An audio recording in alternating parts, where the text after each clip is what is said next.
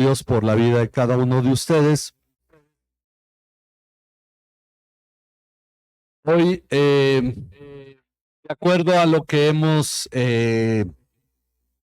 acordado con los pastores de la Iglesia Reformada en México o Capítulo México, como lo llaman, acordamos empezar a ver el Catecismo de Heidelberg, que nos ha sido encomendado también esta enseñanza por la directiva de lo que anteriormente se llamaba el Clasis. Le cambiaron el nombre a Asamblea Intermedia, porque Clasis para algunos sonaba, no sé, sinceramente no sé por qué lo cambiaron, pero lo cambiaron. Pero sí algunos decían que le sonaba raro, ¿no? Como una secta, pero al menos eso nos dijo el hermano Rafael. Y hubo quienes dijeron, no sé qué sea un Clasis, mejor no le entro. Entonces, cambiaron por la Asamblea Intermedia y nos encomendó a nosotros que a través de esto tengamos una unidad en cuanto a lo que creemos. Ahora, hoy no vamos a ver el Catecismo de Heidelberg, sino lo voy a presentar. En los boletines tienen la editorial que habla del catecismo. Cuando decimos catecismo, inmediatamente la mente de todo se va hacia la Iglesia Católica Romana. ¿Por qué razón? Bueno, porque los primeros catecismos surgieron en los tiempos de la Reforma y esto llevó a la situación de que las personas pensaban, bueno, esto fue una herramienta, ahorita lo voy a explicar, pero al menos en la Contrarreforma la Iglesia Católica dijo, si esto funciona, yo también lo tomo, y lo tomó. El asunto es que institucionalmente lo ha llevado a cabo de una manera constante, de tal modo que cuando se habla de catecismo, pues muchos se van sobre ese pensamiento, pero los primeros catecismos surgen con Lutero. ¿Y por qué razón? Bueno, dice, la importancia de comprender y memorizar la palabra, porque hay una cosa que es importante. El principio de la iglesia, de las iglesias en la Reforma fue la sola escritura. De ahí brotan las demás solas. No hay una convicción de que solo Cristo salve si no lo leemos en la Biblia. No hay una convicción de que solo a Dios sea la gloria y de que solo por fe si no lo leemos en la Biblia. No hay una convicción de que solo por gracia si no lo leemos en la Biblia. Y todo parte de la Escritura. La realidad es que en la Reforma y antes de ese tiempo, a empezar, los curas daban la misa en latín. Y la Biblia no estaba accesible al pueblo, no se tenía la Biblia en las lenguas de cada pueblo. Los primeros en hacer traducciones como John Wycliffe o como lo hizo Pedro Baldo ahí en el norte de Italia y en ¿cómo se llaman los de Barcelona? Los catalanes. Y toda esa parte, porque fue traducida al catalán, pues fueron intentos para que el pueblo conociera la Biblia, la leyera en su lenguaje. Y fue precisamente Lutero quien la tradujo al alemán, Casiodoro de Reina al español, y se fueron haciendo diferentes traducciones. Tyndale hizo otra traducción más completa que la de Wycliffe, fue la primera en inglés. El asunto es que era importante la palabra de Dios, pero ¿cómo instruir a un pueblo que no lee ni escribe? Ese fue un reto. ¿Cómo enseñar la Biblia a personas que no van a poder llevarse una Biblia a su casa y leerla porque aunque ya estaba la imprenta, eran costosas? De hecho, muchas Biblias estaban en el púlpito encadenadas para que no se las robaran. Estaban encadenadas al púlpito porque mandar a hacer una Biblia era costosísimo. Es muy amplio, aunque Gutenberg ya tenía más de 50 años con la imprenta, pero la realidad es que imprimir una Biblia era caro. Así es que se encontraron dos herramientas. Una de ellas fue los himnos, el canto. El canto en la iglesia, porque en realidad antes no se cantaba en la iglesia. Cuando yo oigo pastores hablando en contra de la reforma y que les gusta el canto y todo, digo, si supieras que puedes cantar en tu iglesia gracias a la reforma, porque el pueblo no cantaba en la iglesia. La gente escuchaba porque la misa era algo de parte solo de los clérigos y podía haber alguien que cantara ahí, pero no era una cuestión de todo el pueblo. El canto, los himnos fueron escritos como una forma de enseñanza. Por eso su contenido y sobre todo los más antiguos es netamente doctrinal. La intención era que el pueblo al cantar entendiera y esto es una riqueza que no podemos nosotros dejar perder. De hecho, por ejemplo, hemos cantado Santo, Santo, Santo. No sé cuántos han hallado todo el reflejo de lo que es Apocalipsis 4 en ese, a 4 y 5 en ese himno. Bueno, nos enseña a Dios en tres personas, bendita Trinidad, y estamos hablando precisamente un entendimiento de la doctrina. Y los himnos se escribieron para eso, no en el enfoque emocional que viene en los 80s, porque es cuando surge ya un enfoque con letras más simples, más sencillas y repetitivas que solamente expresan las emociones, pero los cantos anteriormente tenían la intención de enseñar. Por eso creemos solamente en Cristo, solamente en Él, la salvación se encuentra en Él. ¿Por qué lo repetimos así? Porque es para aprender. Bueno, ese fue el primer instrumento, el canto. El segundo fue el catecismo. ¿Y qué es un catecismo? Un catecismo es una serie de preguntas y respuestas. Preguntas y respuestas. Dice el de Westminster, empieza preguntando, el catecismo menor, ¿cuál es el fin principal del hombre? El fin principal del hombre es el de glorificar a Dios y gozar de Él para siempre. Y nos está enseñando de una manera muy sencilla la doctrina. En el catecismo infantil dice a los niños, ¿quién te creó? Y la respuesta es Dios. Y estamos enseñando, son formas de enseñanza. Ahora, el asunto, hemos leído el Salmo 119, 130, ahorita que leímos desde el versículo 129, voy nuevamente a leerlo, lo leímos también en el curso 4, me quedé con ese versículo y dije vamos a utilizarlo para mañana. Salmo 119, 130. Y dice, la exposición de tus palabras imparte luz o alumbra, da entendimiento a los sencillos. Es la palabra de Dios la que alumbra la vida del cristiano. El conocimiento, el entendimiento de la palabra de Dios es lo que trae luz. ¿Cuál es la finalidad? Miren, todo catecismo cristiano, todo catecismo está sustentado por la palabra de Dios, es una forma de exponer la palabra de Dios. El catecismo fue el sistema de pregunta-respuesta. También se escribieron las confesiones. Con la primera confesión helvética fue una de las primeras, la confesión belga, que de hecho la Iglesia Reformada se sustenta en la confesión belga de Guido de Bresse. Estas son resúmenes de lo que creemos como cristianos. ¿Qué cree un cristiano? Ahí tenemos nosotros nuestra declaración de fe, podemos llamarlo confesión de fe. ¿Qué creemos como iglesia? Está ahí escrito para que ustedes tengan una idea qué es lo que creemos. Creemos en la Trinidad, creemos en la salvación solo en Cristo, creemos en el juicio después de la muerte, que Cristo volverá para juzgar a los vivos y a los muertos, creemos en la segunda venida de Cristo y es un resumen de las cosas que creemos, muy general, pero hay confesiones muy amplias, muy extensas, que abarcan grandes porciones.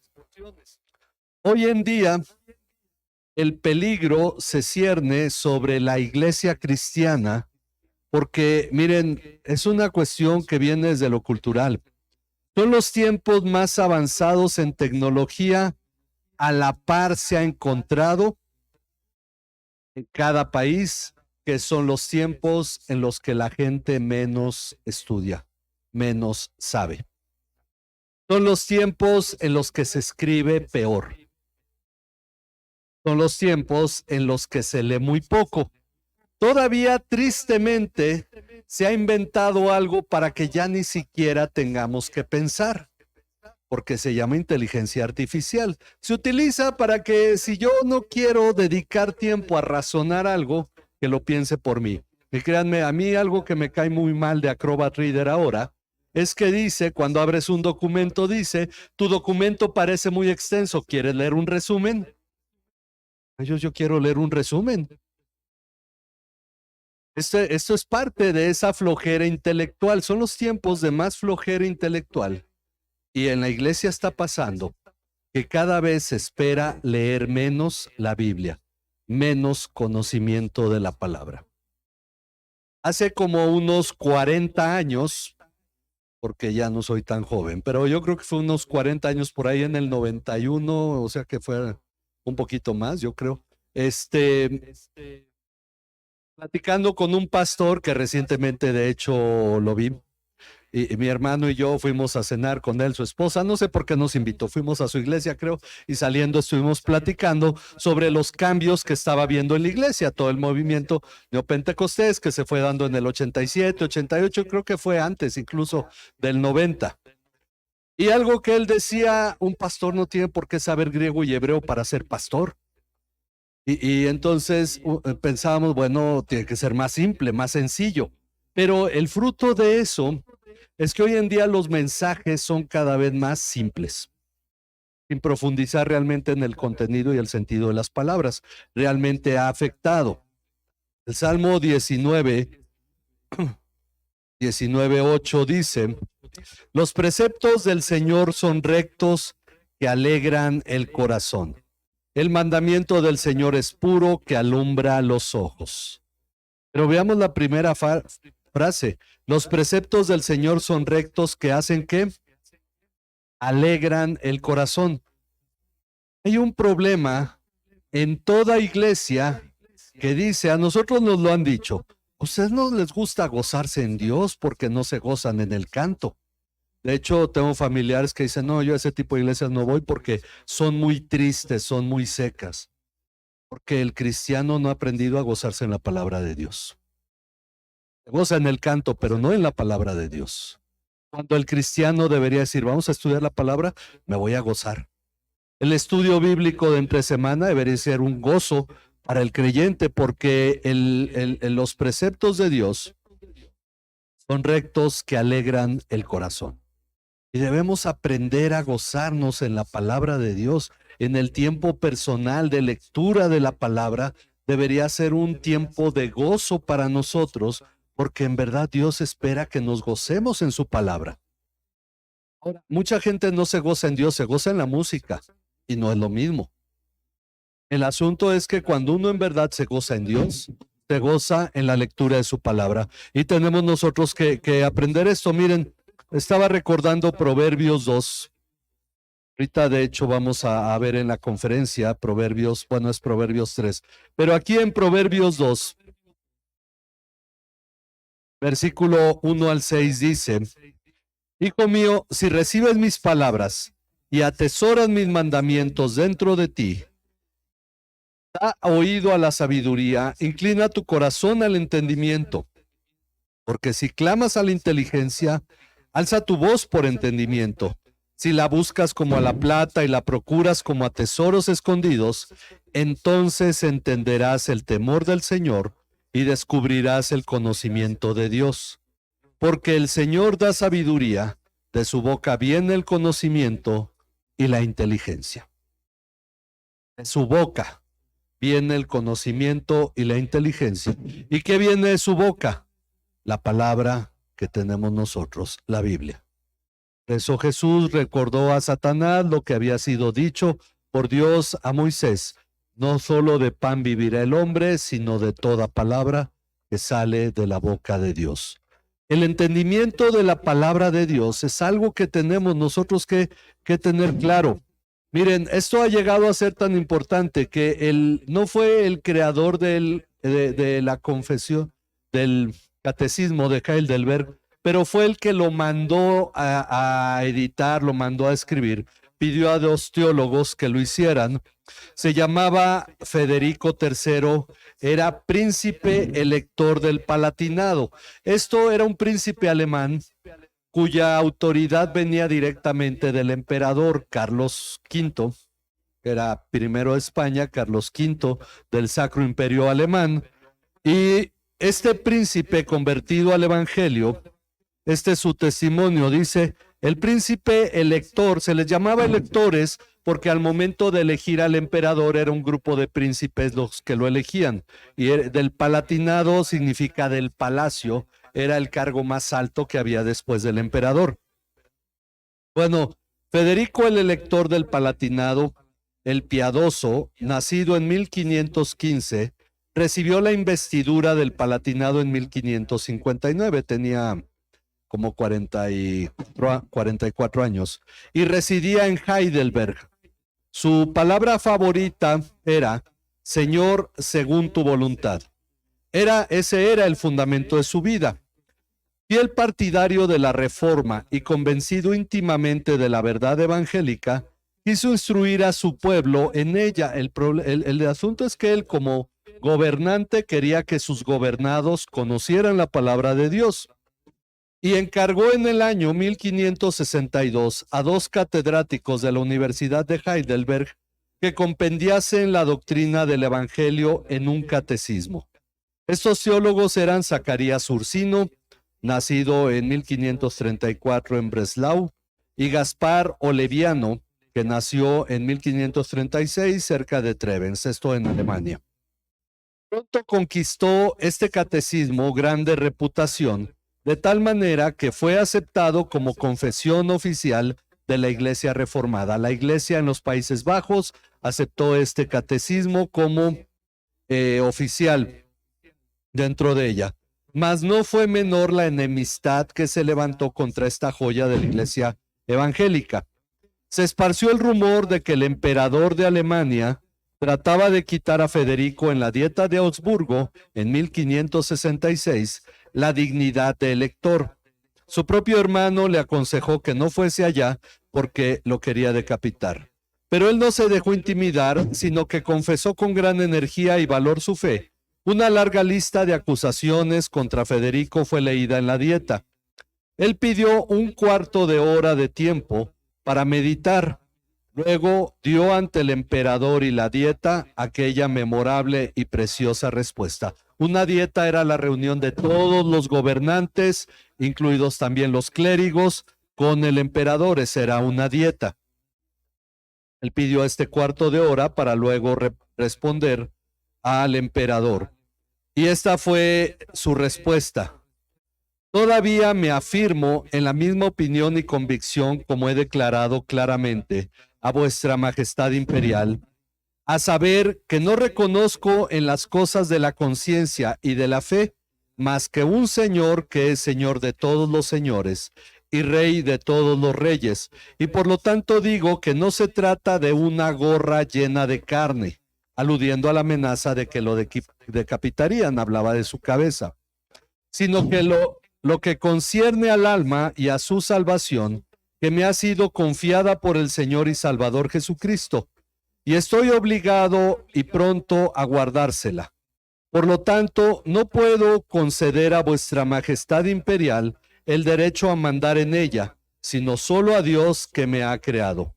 En cuanto a mi catecismo, confieso que lo sostengo, y está él mismo de tal manera robustecido en el margen, con razones tomadas de las Santas Escrituras, que se ha de mantener y con la ayuda de Dios, y según mi esperanza, también en el porvenir se mantendrá firme. El catecismo.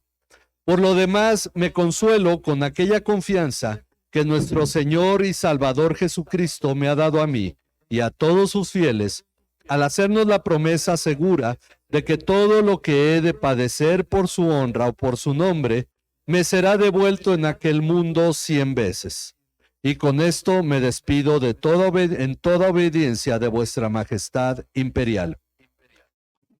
Esta magnífica confesión causó una impresión tan poderosa que varios príncipes se acercaron a él y tomaron su partido, y uno dijo en alta voz: ¿por qué atacáis a este príncipe? Es más piadoso que todos nosotros. Así pudo volver sin daño a sus estados, los que gobernó muchos años en paz y prosperidad.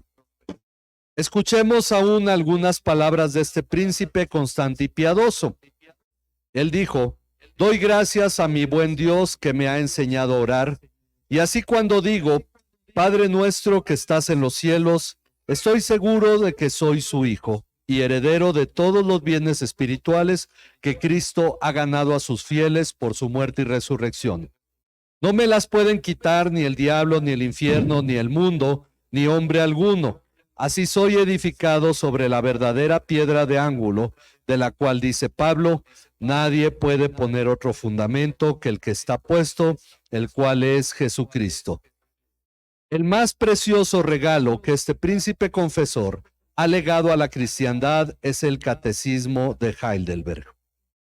Así es que nosotros, teniendo este motivo para estudiar el catecismo, lo hacemos basado precisamente en lo que dice este pasaje de Proverbios 2, que dice, nuevamente lo leo, Hijo mío, si recibes mis palabras y atesoras mis mandamientos dentro de ti, da oído a la sabiduría, inclina tu corazón al entendimiento, porque si clamas a la inteligencia, alza tu voz por entendimiento.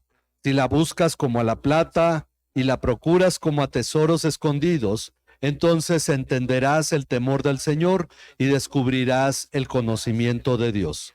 Porque el Señor da sabiduría, de su boca viene el conocimiento y la inteligencia. El esfuerzo mayor, y nadie puede negar esto, a ustedes les consta, el esfuerzo mayor que he hecho como pastores, que ustedes tengan un claro conocimiento de la palabra de Dios. Porque entendemos que esto en realidad es lo que trae un cambio en la vida de las personas. Vamos a empezar la próxima semana con la primera pregunta del catecismo. Se los voy a mandar en un manual ya editado que editó, se llevó a cabo en una editorial, pero se lo voy a enviar para que ustedes lo tengan, lo vayan conociendo, pero cada domingo vamos a estar explicando una o dos o tres preguntas, dependiendo de su extensión, y vamos a estar meditando a lo largo de un año, 52 domingos, en este catecismo, para que ustedes lo vayan conociendo y confiamos que eso vaya trayendo a nosotros un mayor entendimiento de lo que es la palabra de Dios. Vamos a orar, si Dios así nos lo concede, vamos a hacerlo y vamos a orar para poner este proyecto en las manos de nuestro Dios. Padre, alabamos tu nombre y te damos gracias por la gran bendición, Señor, de tener tu palabra escrita, para que alumbre nuestra mente y corazón, Señor, que traiga este provecho, Señor, a nuestras vidas, en verdad de entendimiento, Señor, nos permita avanzar y crecer, Señor, para que en todas las cosas nosotros podamos llegar a ser ese reflejo de tu Hijo Jesucristo, para que nuestra mente y corazón, Señor, sean nutridos por tu palabra, no por las circunstancias, no por las emociones, no por lo que es temporal, sino por lo que es eterno, que es tu palabra. Para que a través, Señor, de esta obra que planeamos llevar a cabo, que es el estudio del Catecismo de Heidelberg, Señor, tú seas glorificado y nuestras almas sean nutridas de tu palabra en un entendimiento cada vez más claro. Te agradecemos, Señor, tu bondad, tu misericordia. Te agradecemos, Señor, lo que tú nos concedes, para que en esto, Padre, tu nombre sea glorificado y de esta manera nosotros aprendamos cada día más a hallar nuestro gozo en tu palabra. A ti sea la honra y la gloria en Cristo Jesús, nuestro Señor y Salvador. Amén. Amén. Que Dios les bendiga, hermanos.